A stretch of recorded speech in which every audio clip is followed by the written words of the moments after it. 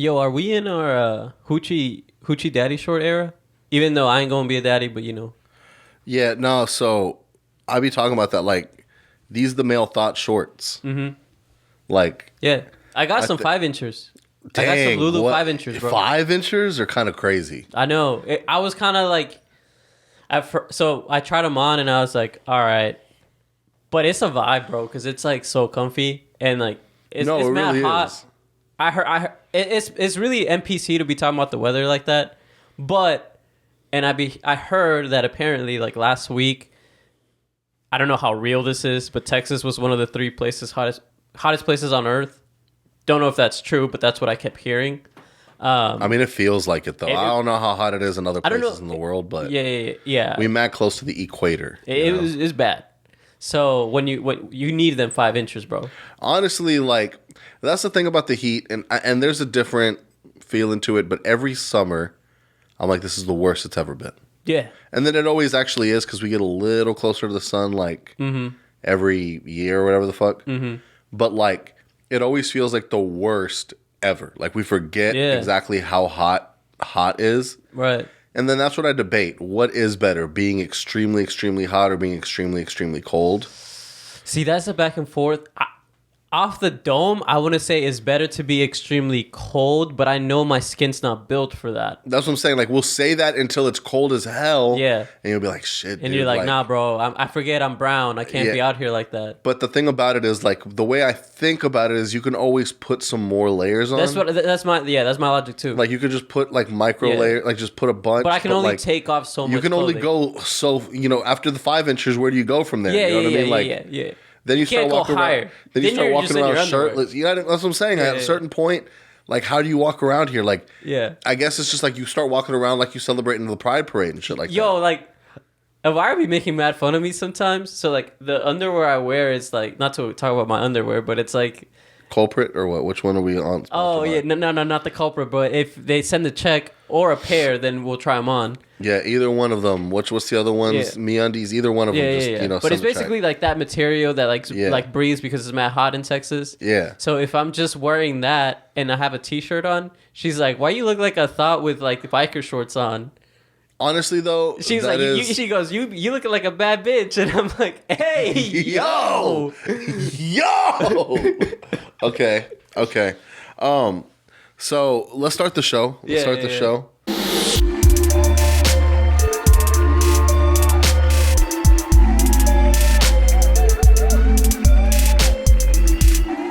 Two, one.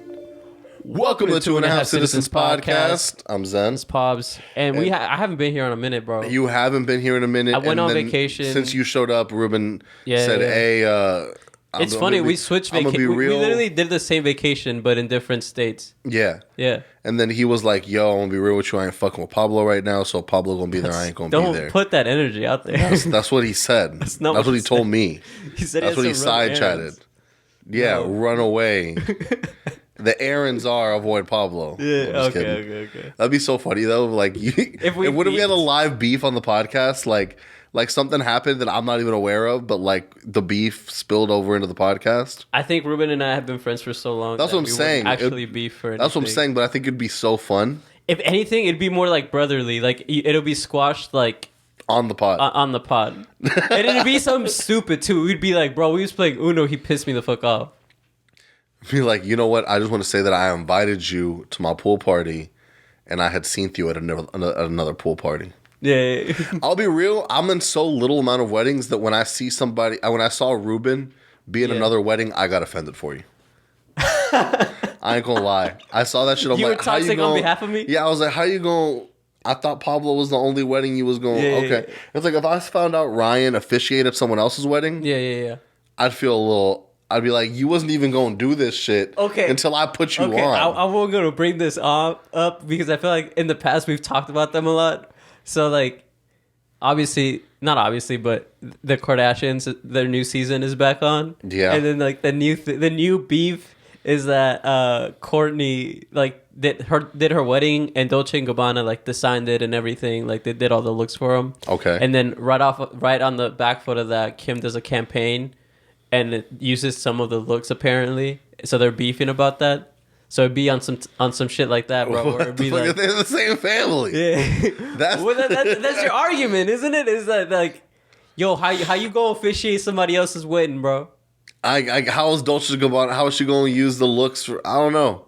Yeah. Maybe at this point making up looks. I mean, making up beefs. I know. Last one that I saw, she was crying because she misses the old Kanye. Yeah. What? You know what I'm saying? Like, what the fuck going on? I don't know. I see Travis Barker and Homegirl, they a thing. You know? But they're doing their thing. I will say, are we gonna go on another break when the baby comes, or what's up? What you thinking? I'm already ready for another break. I don't know. Nah, we potting through the. Are you gonna have her on, just like not showing her face?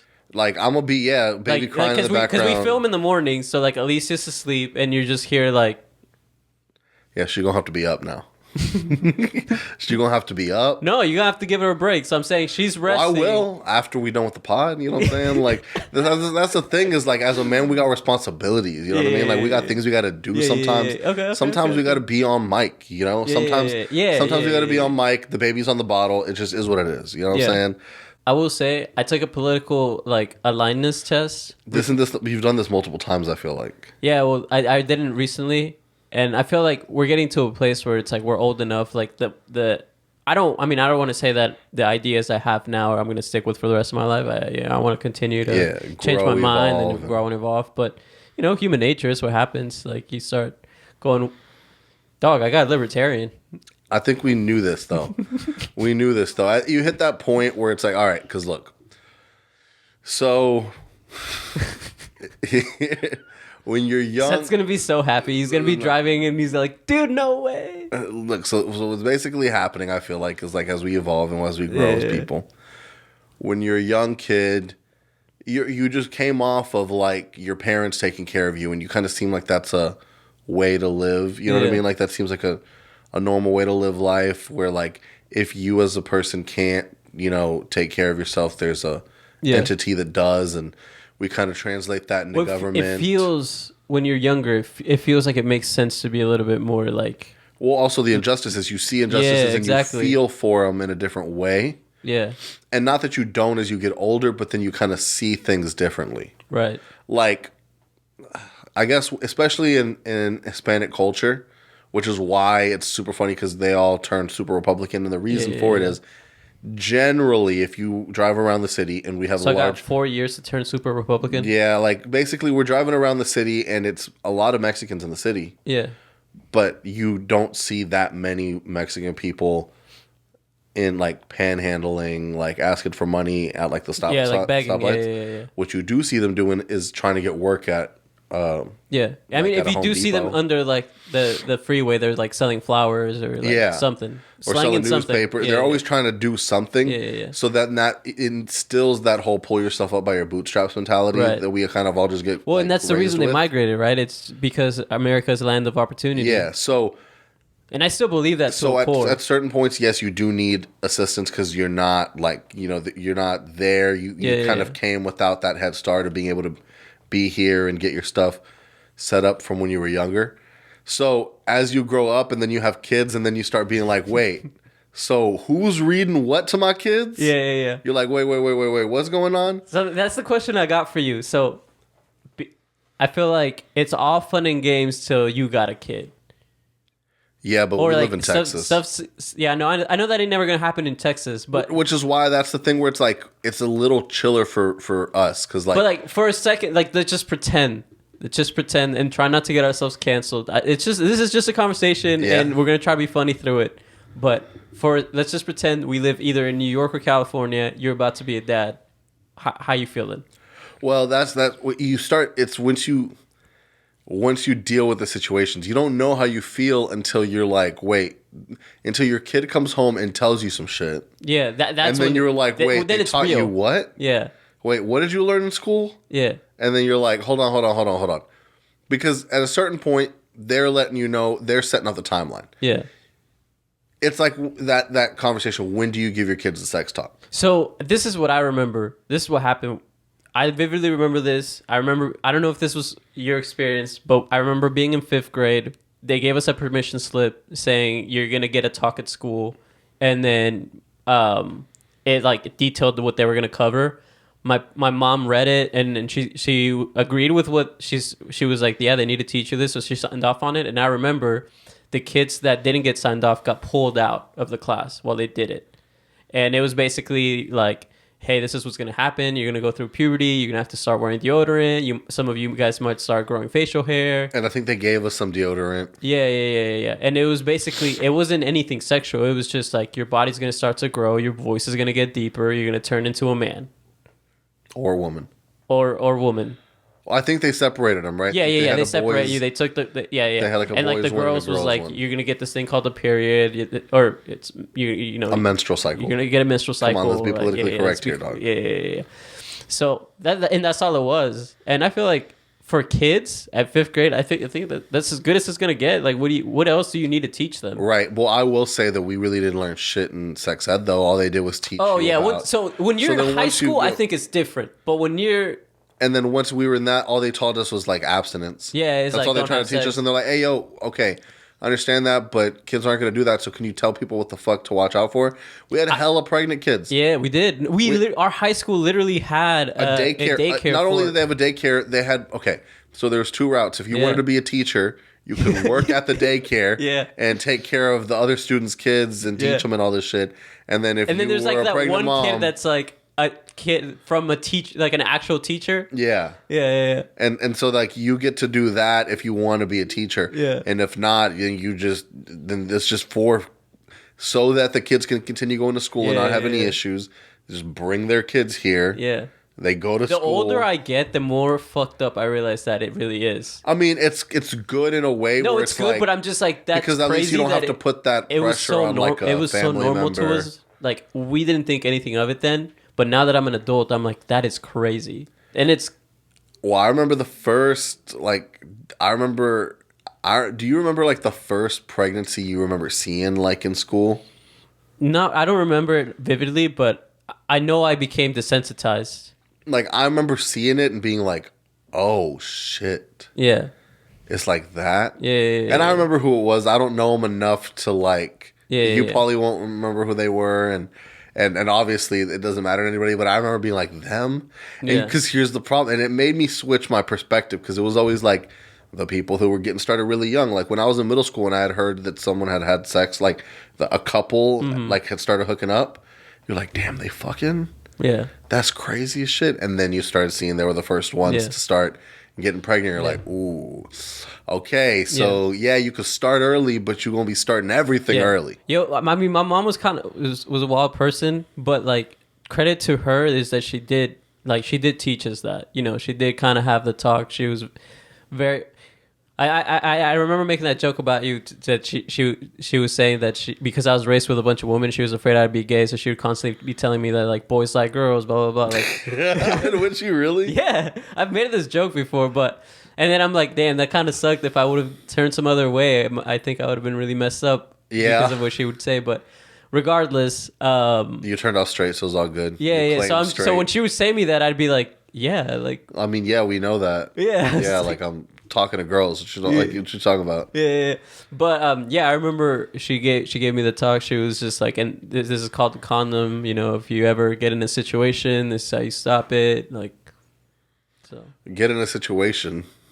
Hold on, I get that was an odd because what you talking about? No. Like, what a pregnancy a situation? Basically, like the situation is like you could potentially have sex. This is how you don't get pregnant. Right. That's what I meant. Because what happens if you get pregnant? Do they tell you then you're fucked. No. Then you're raising a child. They'll be talking to you about. I remember my mom was like, if you get a girl pregnant, I'm gonna kick you out of my house, and I'm moving the girl and the kid in. And I was like, I'm not. She was like, she made it known that if I did that, like, I was done. It's also pretty wild for the generation with you being first or zero generation or whatever. Mm-hmm. That yeah. Is that what we're calling it? I think that she only had 2 kids, which is like pretty. No, so my mom actually had trouble having kids. Okay. Well, not trouble, but like we were both at risk pregnancies. Like my mom developed cyst while I was in the womb. Oh, really? Yeah. So my mom had to get induced for me. I was a little premature. I think I was supposed to be born like later in June. It was only a couple of weeks premature, but nothing crazy.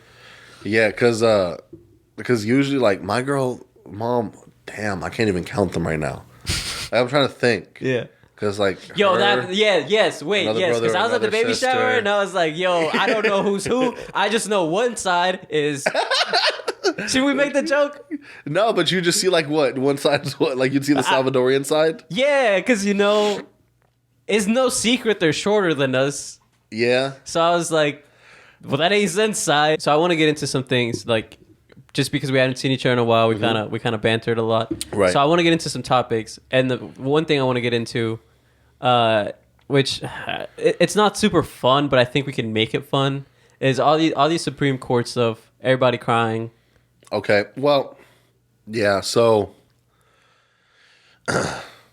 this is what I will say about this. And I haven't been paying too much attention. Let's start with the college one. I feel like that's the one that's a little bit easier. There's no race behind it. Yeah, well, it's just funny to me that all this is now being done at the very tail end of his presidency to make it look like he actually upheld some of the promises that he was trying to do. Right. And now they're blocking it. Now he's going to have to go through like a whole longer process to try to get it done. Yeah. And even if he does get it done, so let's just say he does some sort of executive shit and fucking gets it all. Well, they could consider the executive order and constitution and overturn it. And so then, not only that, as soon as someone else comes into office, they're going to completely reverse it. So it's not even going to fucking matter at the end of the day. To me, it seems performative. Yeah. Well, of course. And then I saw this video that it was like, yo, like people asking me to protest about how we're not getting stuff like the loan forgiveness, and he's like, he's like, I want to support you, but I just want you to know that you're putting me in a position to be looking broke out here, and I can't be looking broke out here, bro. Like, you mean to tell me that, like, because that's what you're saying, like. Yeah, but if you just go on the whole virtuous way of like, I don't think but then you start contradicting yourself, because it's like, all right, so this is a real big left issue. And not to tie him too much, but like the whole freedom of being able to do what you want. For instance, all the girls online doing OnlyFans as soon as they turn 18. Mm-hmm. So if we're going to say, okay, it's totally fine, you're a full adult, you can make your own decisions, you can be getting on OnlyFans when you're 18, that's fine. Mm-hmm.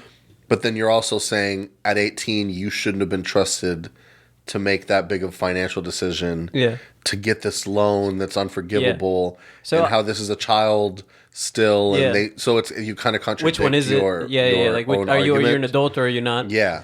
So it's like, is it your decision or is it not? Here's how I feel. I don't think. One, I think that those loans are 100% predatory. Like you don't understand what you're getting yourself into. Yeah, you don't. And you haven't gotten to college yet where they start, which they also don't teach you how predatory they are in college either. That's also true. So that's the root of the problem. Is not obviously the loans are bad, but forgiving them is only putting a very expensive Band-Aid on a problem that isn't going to be fixed, because the loans will still be created. They're going to have to re-forgive it in the next 10 years, and so it's like this. You either regulate the loan, like the banks that are giving out these loans, or you do something else. But forgiving them isn't the answer, because it's just going to happen. Like, well, what about because a lot of these schools, and I know not all of them, but a lot of like these really big schools, are getting money from the government too. Mm-hmm. So the amount of money that they're getting is way more than the amount of money that like. So the amount of people that are at their school pay X amount of tuition. Mm-hmm. The amount of money that they get covers more than that, and then they still get that money. So it's kind of a weird system. Yeah, and that's another thing people don't talk about, is that like people want to talk about forgive loans, and forget that they use that money and got a car, or like use that money and did some stupid crap. So like, let's not act here like everyone used that money for school. Like, I knew people that took more loans out that they needed to so they could pay for rent. Not saying that's a bad thing, but I'm saying and then it goes to like, well, how are you going to like focus on school and actually pass if you're but it's also like putting your eggs in multiple baskets. But I see, and that's where I'm thinking, where it's like, Does everyone need to go to school? Like, no, that's the thing too, where it's like the older I get, the more I'm like, there's great trade schools out there where you will leave making more money that you would have with some of the degrees that are out there. So like you go and you get like a theater degree. If you're a welder, you're gonna make more money than that person with a theater degree. Yeah. Tell me why I was going on this whole type of anti-school rant with one of Alicia's tias. Mm-hmm. And she was like, yeah, no, I mean, I totally agree. And then has the audacity right after that to be like, and so what are you studying? Did you not hear me? Did you not hear everything I just said? I mean, everything you did, like you got your licenses and all that, and like you're good. And that's what I had to tell her. I'm like, yeah, well, I'd be doing X, Y, and Z. So it's like, because at the end of the day, my whole thing is it all depends on your industries, right? Like, yeah. You're in an industry that's not going to go away. Like, you can't AI modify this stuff. Yeah. If you want to be a doctor or a lawyer, there's no ifs, ands, or buts about it. You're going to school. And a specific engineer. Yeah. For a specific thing. No ifs, ands, or buts. You know what you want to do. Yeah, School makes sense. And it's part of that path. But because it's a money scheme, we're at the point where they're giving you degrees for BS. Like, exactly. Especially when with industries that are so rapidly changing, you're going to spend 4 years learning from a textbook that's dated 2 years before that. Yeah. And then by the time you're done with that, all that's obsolete. Yeah. So like the way I see it, like for my kids, and I know I don't even have kids, but like the way I think about it is like I would want to set up some sort of like savings for college if they wanted to, and then if they came to me and said, hey, I want to go to trade school, I want to do this, I'd be like, okay, I would encourage college because I know what it's like in the sense of like if they wanted to, let's say they're like Dad, you got me super into Formula One, I love cars, I want to be like this kind of mechanic. I would be like, okay, well you could still go to school and maybe become like an aero engineer and then make more money that way. Or, this someone was saying like, or if let's say you want to own a car shop, like maybe go to school, get a business degree so you know how to run like a car shop. There's also different things where it's like, what I will say is, all right, let's just say you want to be a chef or whatever, right? Yeah. And then you go into culinary school and then you realize, wait, chef is not the only job. No. Like you could be like an agricultural engineer. Or you could be like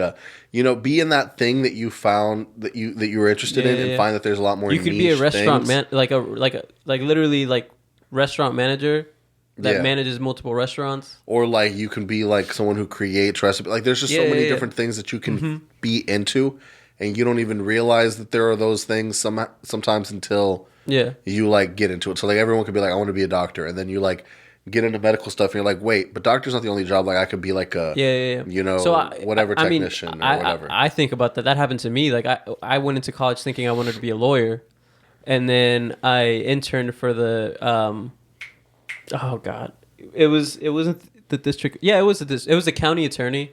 I was his intern. I would like help him write questions for like when he was doing jury selection and like all these things. I would just follow paperwork for him. And then I remember one time he was super excited. He came up to me and he's like, hey man, there's a federal case going on like on the second floor. He's like, I want you to go and sit in on it. I think it'd be really good for you. He was basically like, it's a criminal case, drug case. It was a drug deal that went bad. Someone ended up getting killed. Like, go sit in and watch it. And that was the most boring 2 hours of my life. That's the day I realized I couldn't do that for a living. This is gonna suck. This is supposed to be fun as hell right now. Yeah, I was like, he was super excited about this, and I'm sitting here listening to them, and I'm like, I want to kill myself. This is awful. Like the questions they were asking, like the EMS was like, so like, what kind of bag did you put the evidence in? Explain to us how the evidence bag works.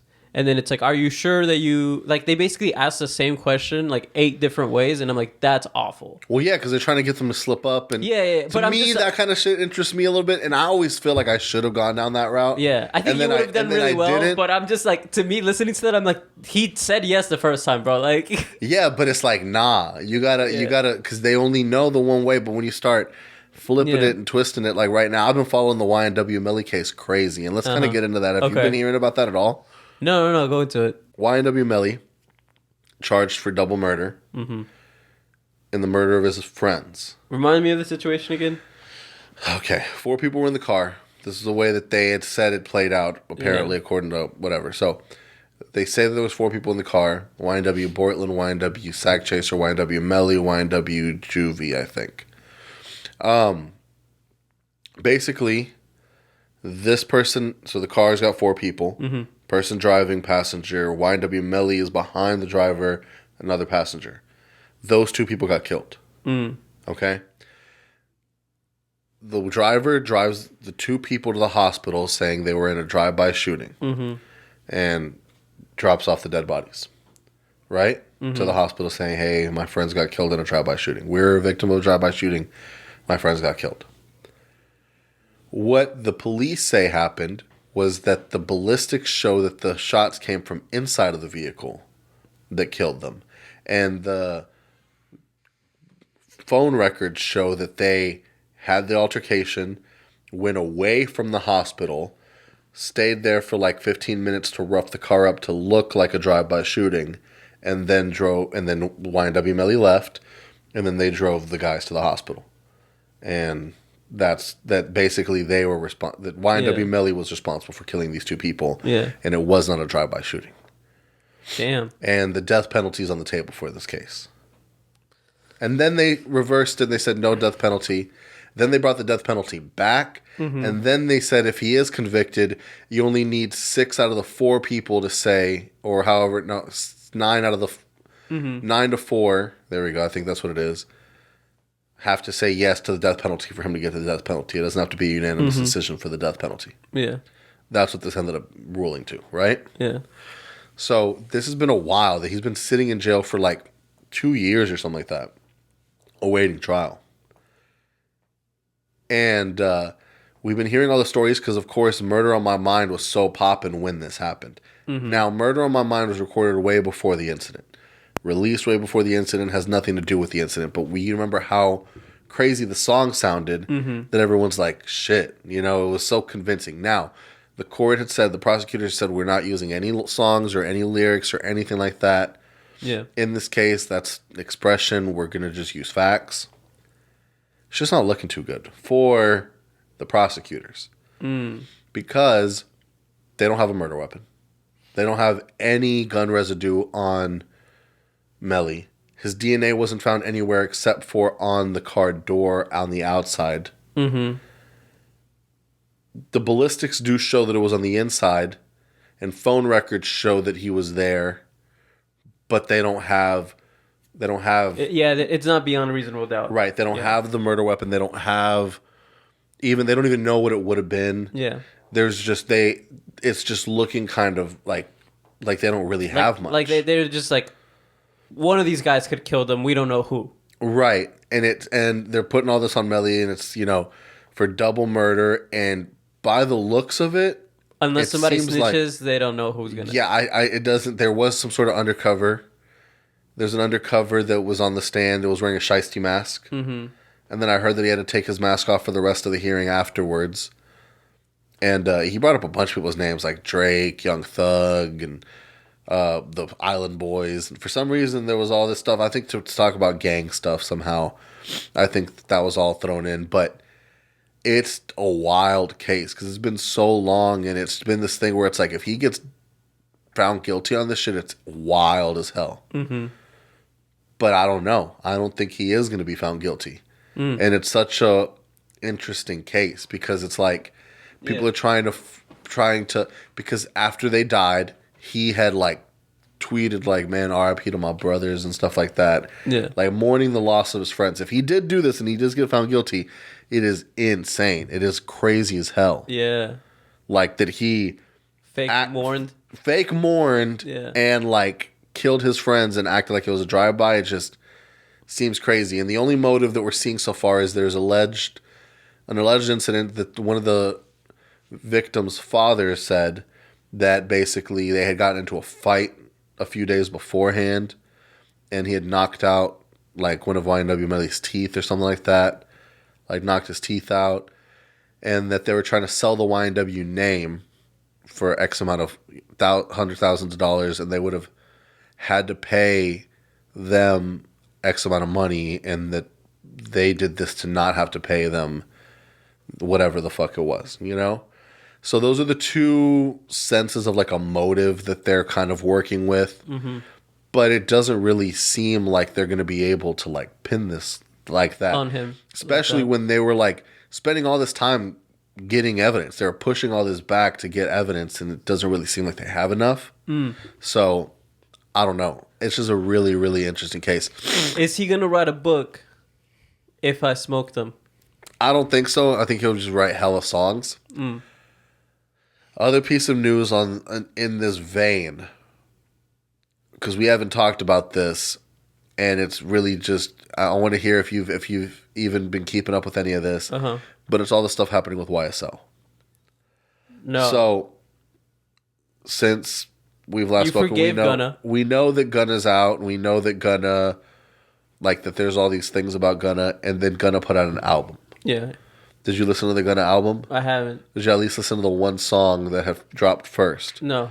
Where he was addressing stuff. I haven't listened to anything, just not because because he snitched. I just haven't gotten to it. I've been on the Tahc album because he ended violence. All right, so let's get into it. I'm on my non-violence stuff, bro. He called out Tahc, not by name, but threw a sub at Tahc, threw a sub at Lil Baby.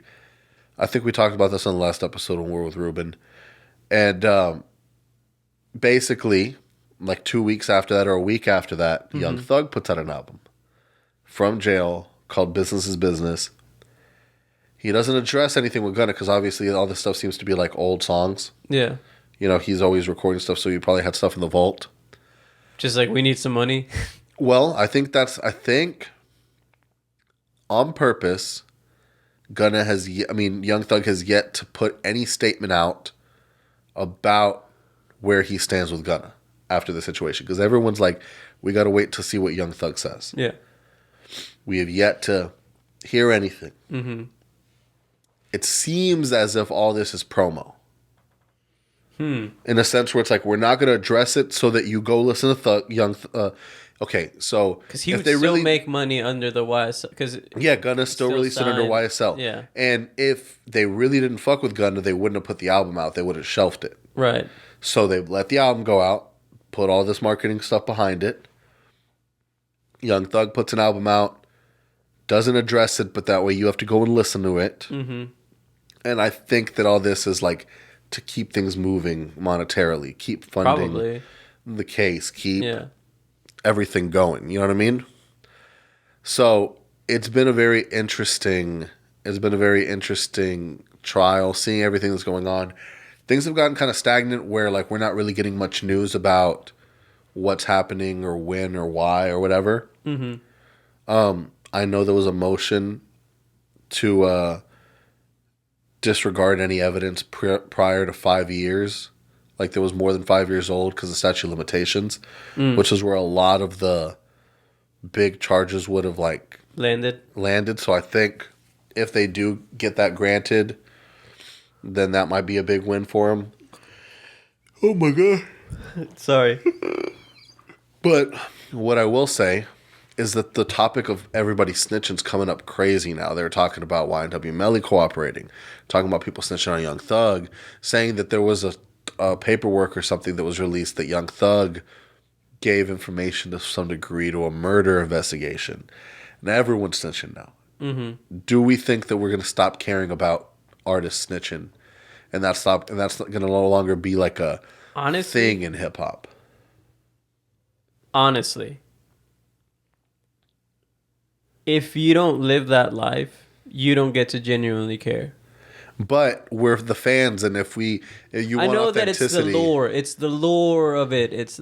But truly, if you have zero genuine ops, and I'm not talking about people you don't like that you call them the ops for fun.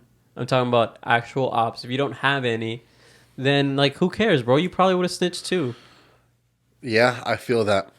One more thing I want to it's fun to be like, no, I ain't listening to it because he snitched. But then you still put it on in the car. But I will say, bro, I'm old. I'm officially old. I'm washed. Are you actually listening to the Lil Durk album like that?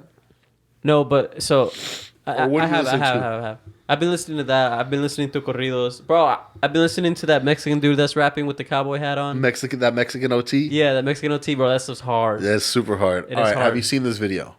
I have seen this video. You did see it? Yes. All right. So we're talking about Doomsday, Juice WRLD and Cordae, directed by Cole Bennett, lyrical Lemonade video. He did the Kendrick thing with the face. He did the face swap. I like how it's the Kendrick thing and not just face swap. I like how it became the Kendrick thing. Yeah. So, what did you think about this? I haven't seen the full thing, but I thought it was cool. I mean, it's creative. Did he get Juice? Is this like I assume this is an old song they did. Yeah. So look at this. This is what you need to know. This is what you need to see. This quems any questions you would have had. It did give me vibes like that. Yeah, and you see just how when you see it like this, when you see how really into it they were. It wasn't like like you can see this is something that Juice WRLD was genuinely excited about putting out. Yeah, this is the first time, according to even Cole, that he ever came to anyone with like a video idea. So like he wanted a video for this. He wanted this to come out. He wanted this to be cool, done. Man. So it's not like I back that. It's not like he did it because like he wanted that posthumous like clout. Which I feel like Juice WRLD has been this sounds messed up saying it, but he's been dead for a while now to where people just because the world moves so fast that might not care as much maybe. Well, it's one of those things where for some reason Juice WRLD's still been putting out music like a normal artist. Yeah, like heavy, like steady putting out albums. Like if he ain't dead, Like, I mean, because you always talk about how they're constantly recording, so they have a backlog. So be like, yo, you heard that new Juice WRLD? He's like, what you mean that new Juice WRLD? What the fuck? How is that? What the fuck? He's dead for 3 years. Yeah, how the fuck can we heard that new Juice WRLD? Yeah, but this one definitely didn't feel like it was like unfinished. It didn't feel like it was like if they were trying to do this in a way like none of this seemed like malicious. None of it seemed like a clout grab. No, I mean, this all seemed like for Juice WRLD, you know? And like just seeing the excitement of him like on this thing. The whole Eminem stuff, they were really big. Yeah. This gives me Odd Future vibes? Yeah. This does, right? So that's why it really they were did that seem, age when they did that. You know, like it did really seem like a genuine type of thing. I gotta actually watch the full thing now. Yeah. Yeah. So like I really do think that that this was one of those moments, and I guess this is on the Lyrical Lemonade album. I guess Lyrical Lemonade is putting out an album, and this is like one of the songs that they're presenting for the Lyrical Lemonade album. And I guess they plan to put out a video for every single song, and that Yellow Curtain's supposed to be kind of like the main common theme between all of the videos. And stuff like that. So it'll be an interesting rollout. So this is a really cool first taste of that. Well, I feel like even now that they mentioned it, it does give like Eminem vibes. Yeah, like the video, the dramaticness of all the craziness, like those old Eminem videos, you know? Yeah. So that's cool, man. I really do think that they did good with this. It's really cool to see like how these young kids are like, you know, transforming and taking the scene. Now, we got to talk about one thing. Before that, I got a question. All right. When do you think people stop mumbling? When do you think lyrics are going to come back? Because the pendulum's going to switch back. Who mumbles now? It has to. Who mumbles? When was the last time someone's mumbled? I mean, Uzi's album was pretty like, I mean, that's just Uzi's sound. But he did rock songs like he did. Uzi did so much like I don't see him mumbling. He just drowns his voice in effects. Okay, so when do you think people are going to start spitting again? Like how they used to. Like, you know when bars used to actually matter? Because the pendulum's going to go back and forth. Kind of, but it's not really because the genres have evolved so much. So it's like, it depends. There's going to be that genre. It all depends on like the production value and beats. Because all drill rap, I feel like they're spitting. Yeah. Like, I feel like I don't hear mumbling. I don't hear drowned auto-tune effects. The beats sound the same, similar or whatever, but they're all spitting. Yeah, well, because that's like the drill genre, right? Because it has to have so that drill things. genre, you have to be able to hear the lines of people saying things. Yeah. So I think we're already there. I just think it's evolved. We're not going to get this boom bap And we will have some people like JID and people that are like on J. Cole's whole team doing that kind of shit. But I don't think it's just we're going to evolve. You know what I mean? Yeah. It's like people are spinning still crazy, but in just different ways over different types of beats. Yeah. So I think that we are getting back to that because I can't imagine like the mumble era was when Young Thug was coming out with like Rich Homie Quan and stuff like that. But since then, no one mumbles anymore. Well, and then the Migos were still doing it. But they weren't. They were triplet flowing. I guess. Like if you hear, you can hear them clearly. You know what I mean? Like there's no, I don't really think there's a mumble rap anymore. So you I think that was all sung out the, I think that was all SoundCloud era. Yeah, I think that's gone now. Yeah. Because that was a trend and that's not viable. So even if you started off doing that, you had to have evolved into something else to stay. Yeah. I mean, even like Yachty. Like, if not, you became Lil Pump and you just didn't maybe, and then you have to stick to antics or something. Yeah. Well, isn't he like sober now though? I mean, he has, I guess. So I don't know what he's doing. I saw a video of him where he was like he didn't like. No, I know he did like a regular. Yeah, he did like a regular interview. Yeah. But I just don't think that there's going to be a like I just think that era is over. All right. You're familiar with Adam 22 and the No Jumper scene? I mean, I never watched this stuff, but I know who he was. Is, yeah. So I know I got really into him when he did like the XXXTentacion interview. He was like the voice of the SoundCloud kids because he was just he was basically putting them on to be like, yeah. Well, it wasn't putting them on. It was really just he was hanging around with all of them. Yeah. And then he was interviewing them because they were just around. Yeah. And then they were blowing up. So he did like Yachty's first interview. Right. You know what I mean? He did like XXXTentacion's first interview. He did all these people's like first interview. So then all these people are like, oh, as soon as in their mind, they're like, as soon as they go on there, they blow up. So I feel like I need to go on there. And, you know, so he was really running that scene. As we know, that scene's kind of come and went and his business has evolved and he's been interviewing different types of people. But also, his wife is a content creator like on OnlyFans and basically in the porn world. They're very immersed into the porn world because he does the podcast and stuff. She does OnlyFans, but they do a podcast together where they interview porn stars and then sleep with them. Like it's on OnlyFans. That is their other thing. So they're really, really immersed in this world. It makes a lot of money. That's probably like one of their biggest money makers, right? And it's been a big thing that they've always just done it. Like they'll have threesomes with girls all the time, and that's just kind of what they've done. The time has come where the requests have gotten so out of control and they felt the bag was there that the decision was finally made to let her do her first scene with another dude that's not him. And hip hop has gone fucking crazy. Because once this word got out, it's a BBC scene, and the conversation of letting your girl, when you're married, mind you, they just recently got married, they have a kid, they have a lot of money. Yeah. So it just brings up the question as of to why. Yeah. Why would you put yourself in that situation, for what? Do we think that there's that thing? Because they're all, apparently it's about that's how this is the time to capitalize. That's how they made their bag, right? It's right. But he did it also just podcasting, but this is a big thing. But it's like, well, you said this is their biggest money grab. It seems like it. Because it's behind the paywall. People are actively paying for the podcast and stuff like that, for whatever the fuck they're doing.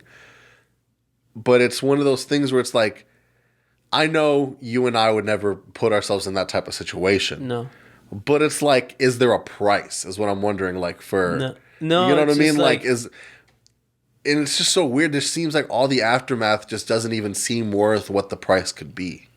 Right. I'm trying to wonder what that number could be to deal with all the bullshit. Yeah, exactly. So it's just like, but it's also crazy that obviously we're gonna get into double standards here, where it's now that it's her that now everyone's like, oh, that's crazy. Yeah. But when he was doing it, sleeping with other women, I have heard that he's done some solo scenes with other girls, but most times they're doing it together. Mm-hmm.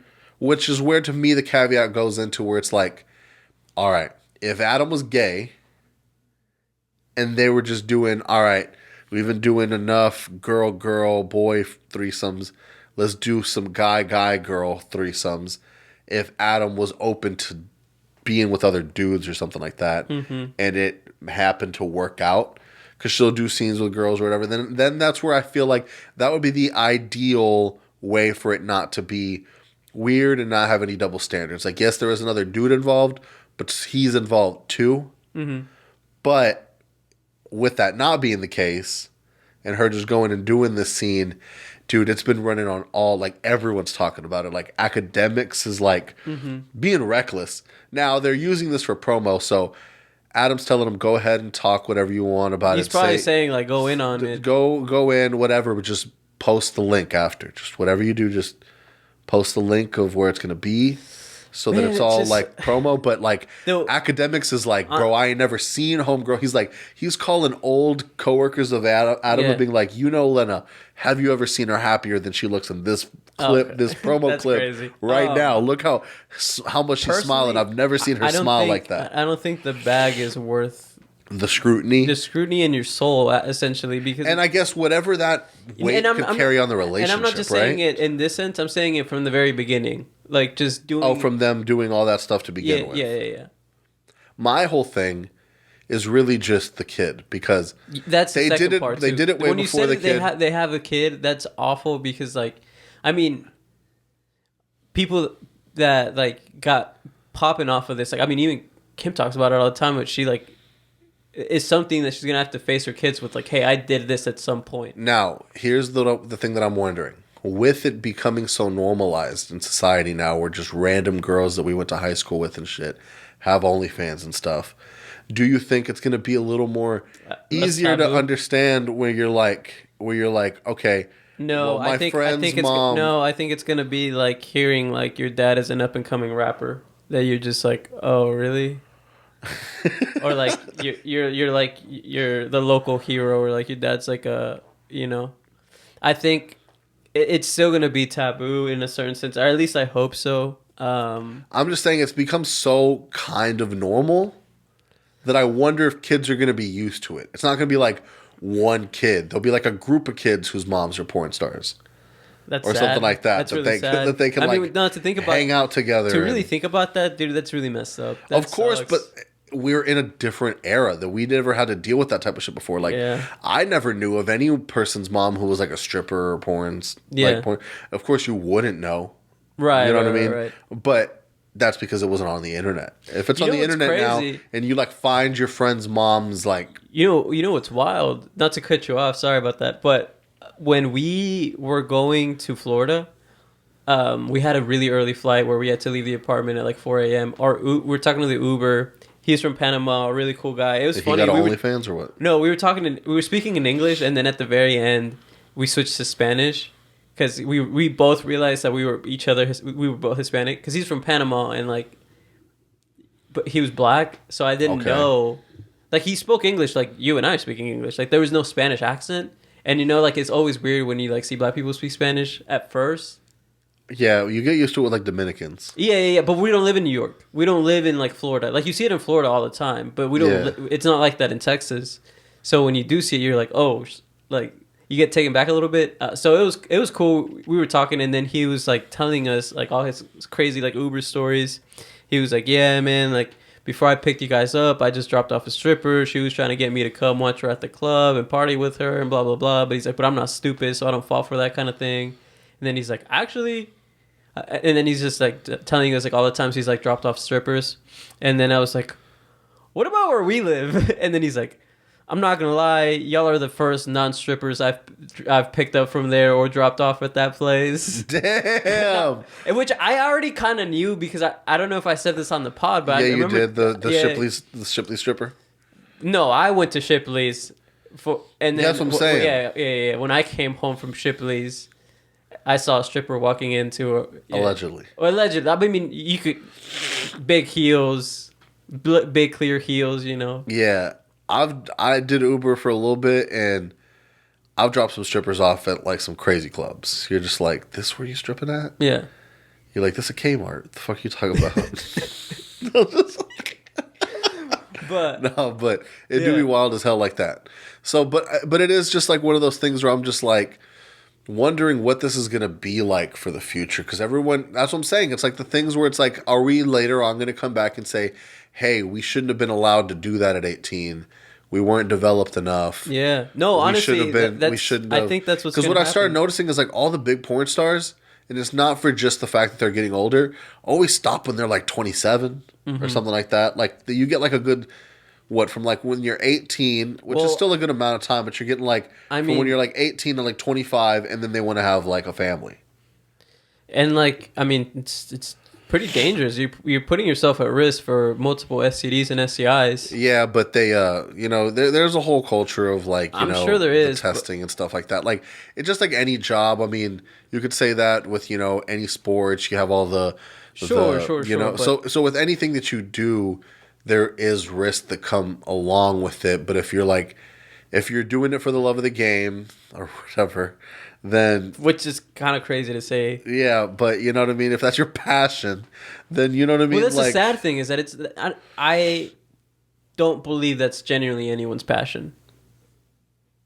I don't think so either, but I do think... I will say this. It's kind of the same way as comedians.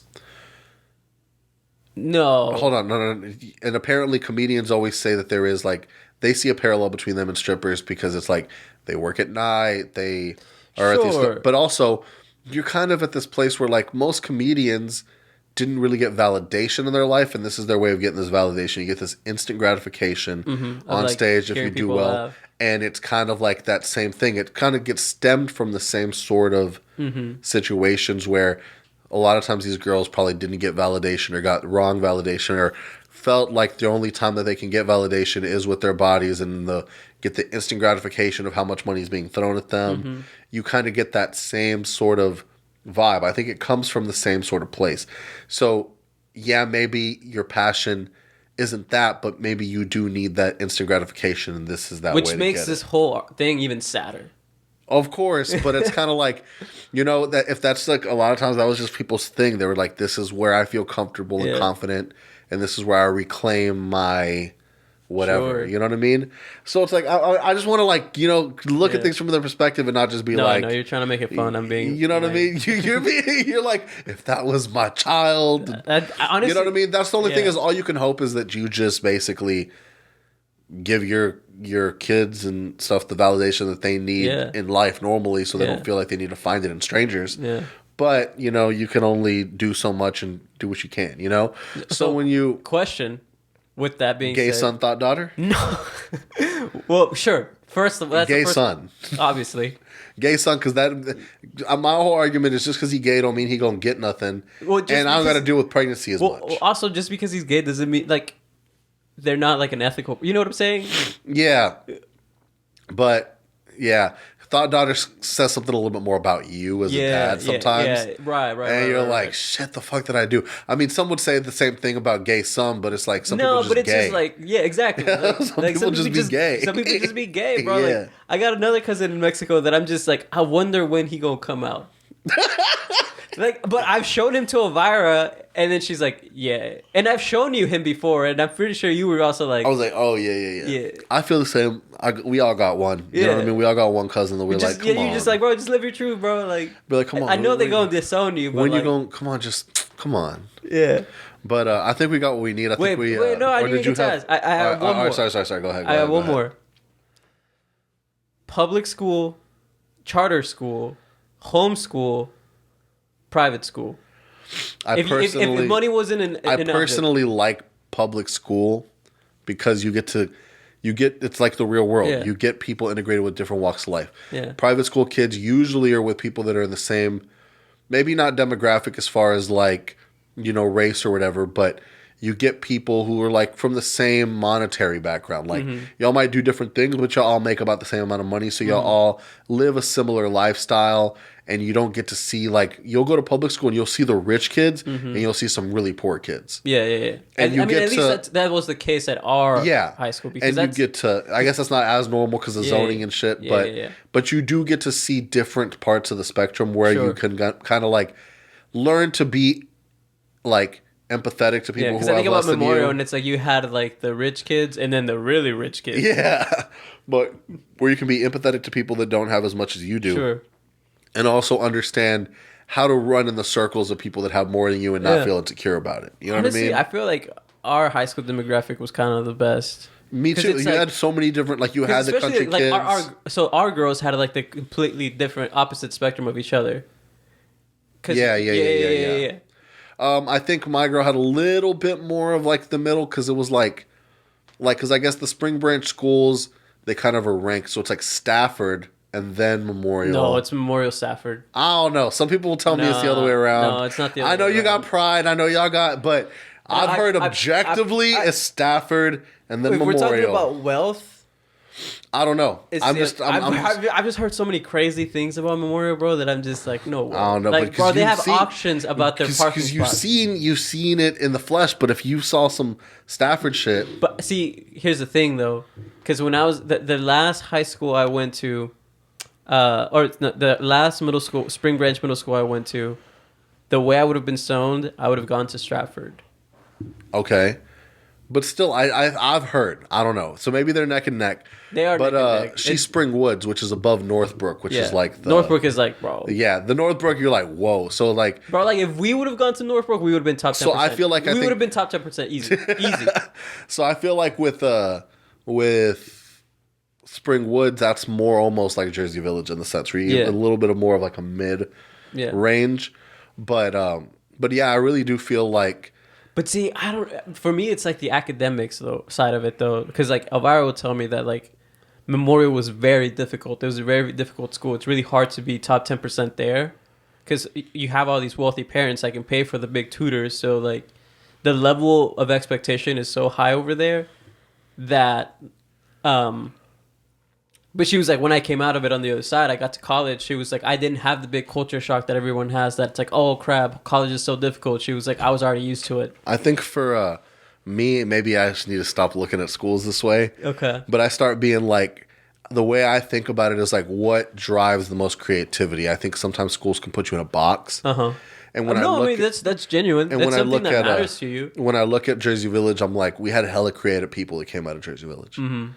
I'm like, we had Paul Wall, we had Chameleon Air, we had like a lot of local bands that like that were in my era, and I've just seen a lot of cool people come out of Jersey Village that I'm like, we came out of there. Yeah, where I'm like, I do think that there is something about that system, something about that group of people that does seem to breed some sort of creativity, and does let them be a little more free in a way that I think lets the creativity go. Yeah. Because I don't really hear stuff people like that come out of any of the other sci-fi schools except for Langham Creek has Riff Raff. Right. You know what I mean? So but it's like different. It's like the same vibes too. Yeah, which is like the only other sci-fi school, sci-fi high school that doesn't have sci whatever. Yeah, that's true, bro. Everyone has sci except for Langham Creek and Jersey Village. Everybody else like Sci Wood, Sci Creek, Sci Forest, Sci whatever the fuck. Yo, have you heard about Sci Park? There's another one? Yeah. No. They built another one. What the fuck? It's Sci Park. I'm dead ass. Look it up. I didn't even know about. My sister told me about it. So that's where I'm like, okay, maybe I'm not like looking like that, but to me it seems like the creativity, a lot of the creativity in Houston has come out of that, and then of course you get the stuff that's out of the inner cities because that's just like. This is what it is. Yeah, because it's like out of struggle, you either drown or you kind of find a way to get yourself out. Yeah. But yeah, so St. Joe's Kills to Sci-Fair. We pop in. Dude, this is becoming a commercial. Watch your school districts, watch the crime rates. And I will say this is what I've been thinking about lately. Like, gay people mad bold. Because, like, if you look at... hold on. If you look at the way that, like... that, like, neighborhoods happen, right? Uh-huh. So first it's a bad neighborhood. Yeah. Then it turns into a gay neighborhood. where like basically the gays are like, I'm gonna risk it for whatever reason. They're like, I'm gonna risk it. Yeah. And then they go in there, and then it becomes a gay neighborhood, and then it gets gentrified. Like the gays go in there first, and like when shit's still bad, like I'm gonna pull up in here, risk all this shit, and then once the gays calm it down a little bit, then the rest of the people will come in and grab Ruben has a that gentrification theory that, and I'm not gonna give it out like that because it's not mine to give out. But because he's noticed it, he was like, if there's a specific thing in this neighborhood, it means at some point it will get gentrified. All right, we'll wait for him to be on the pod. We'll wait for him to be on the pod, and I'll ask him about this. Yeah. But tell your Theos that we out here speaking on behalf of them, speaking for them. Mansplaining. And come drop the anchor, drop the anchor. And we out.